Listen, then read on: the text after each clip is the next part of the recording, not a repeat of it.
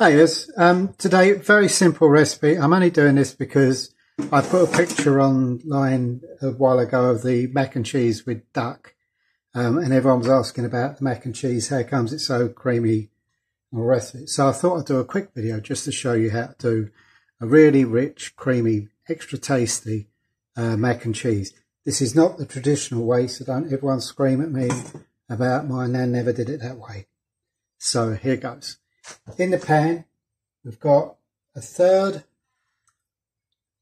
of a cup of Scottish rapeseed oil, cold pressed extra virgin. I know it's not butter, but we're not using butter. Into that, I've got just 2 shallots, finely chopped. I'm going to fry these off for about a minute or 2, just to let the flavours come out. Okay, they've cooked out a little bit, so into there I'm adding 1 teaspoon of dried Italian seasoning, along with 1 teaspoon of garlic puree. And again, we're going to cook these out for a minute, maybe 2, let the nasty smells go. Okay, they've cooked out.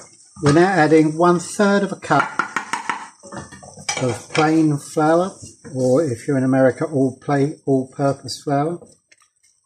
Now we need to let this cook out as long as we can without burning it, because if you don't cook it out enough, you'll have that nasty floury feel to your sauce at the end. So, you know, you want to cook it till it goes a little bit grainy, a little bit sandy, but just without colouring it. So that's going to take probably 2 minutes.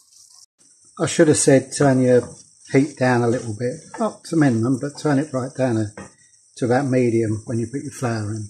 Stop it burning. Okay, that's cooked out for about 2 minutes now. You can see it's changed. It's a little bit sandy at the bottom. I know you normally do this with butter, but this is a healthier alternative, although we're about to stick a load of cheese in. But there you go. So we're going to pop in a bay leaf. Now I've got 1.5 pints of milk. Maybe I'll use it all, we don't know. So you just start adding, you know how to make a white sauce, just do that. A little bit at a time until you've reached the thickness you want. There you go, a little bit. I'll continue doing this and we'll look when it's thick enough. Okay, so I've finished adding the milk. I didn't use the whole 1.5 pints, it's about, well, maybe a half a wine glass left, but each time you do it it's slightly different, so next time maybe I'll use it all, but this is kind of how thick you want it. Okay, just sort of like that, because when you add the cheese it will thicken up. Anywho, right, now we're going to start seasoning it. If you notice, we haven't added any salt yet, because we never know what the cheese is going to do to the salt content. So we're going to add around about 2 teaspoons of Worcestershire sauce, about a teaspoon of sriracha. You like it spicy, add more. If you don't, add less. Put those in. Now, for the cheese, we're going to use a mixes of cheese. We're going to use 300 grams of what I'm going to call American style cheese, but this is the one in the jar. Cheese spread sort of thing, but you can also use the burger slices. Because I haven't quite got 300 grams of this, I'm going to use some burger slices as well. So we're putting in 300 grams of American style cheese. I'm putting in these. If you're going to use the burger slices, get a richly coloured one.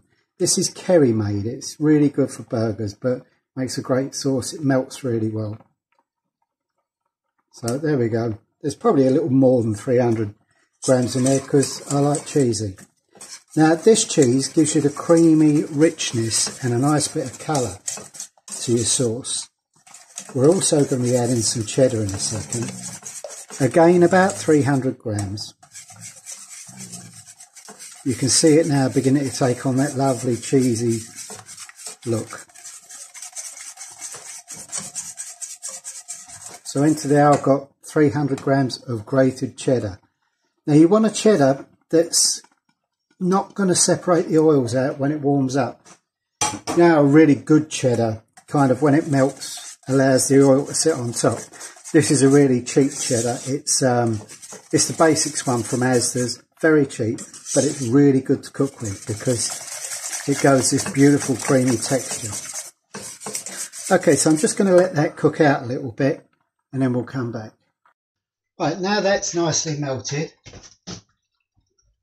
we're going to add 1 teaspoon or half a teaspoon if you're not a lover of English mustard or yellow mustard, whatever you want to call it, but not the burger mustard, not the mild stuff, the good spicy stuff. Mix that in. Now you can see how creamy and rich that is there. Right, we'll give it a little taste and see where the salt is.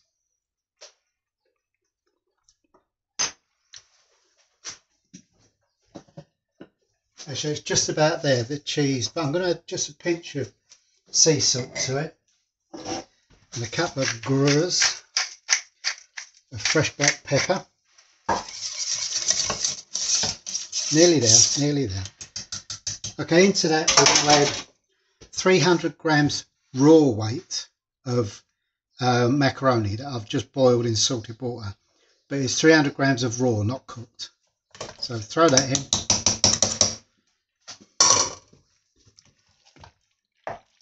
Look how creamy that is.